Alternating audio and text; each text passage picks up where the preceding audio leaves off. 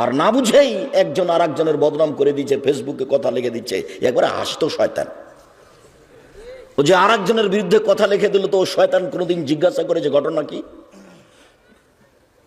এবারে নগদ শয়তানও মানুষকে জিজ্ঞাসা করেনি, মানুষের মান সম্মান কতটুকু হিসাবই করলো না, চট করে একটা কথা নেটে দিয়ে দিল, সারা পৃথিবী দেখছে। হ্যাঁ বেটা শয়তান, তুই শয়তান, কি জানিস তুই, কি বুঝিস তুই?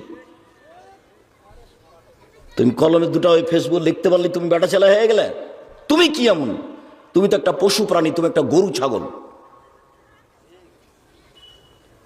তোমাকে তো আমি বিশেষ করে গরু ছাগলের পশু প্রাণীর চেয়ে খারাপ মনে করি। বুঝেও বুঝে না ওরা, অন্তর আছে বুঝে না, দেখেও দেখে না ওরা, চক্ষু আছে দেখে না, শুনেও শুনে না ওরা, কান আছে শুনে না। উলায়েকা কালানাম, তারা পশু প্রাণীর মতো, তারা গরু ছাগলের মতো, তারা কুকুর শ্রীগালের মতো, ভালো হাজার বরং তার চেয়ে খারাপ। তুমি যে একটা মানুষের কথা লিখে দিলে, তুমি কি জানো তাকে?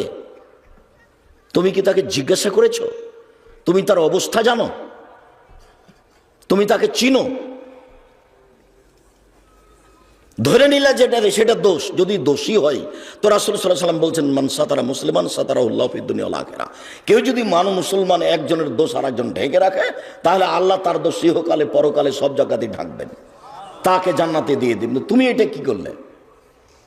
তুমি ফেসবুক চালাবাদ দিয়ে কান ধরে উঠে আসতে পারো না? এই মর্মে তোবা করিতেছি যে আর জীবনে কোনোদিন ফেসবুকে হাত লাগাবো না।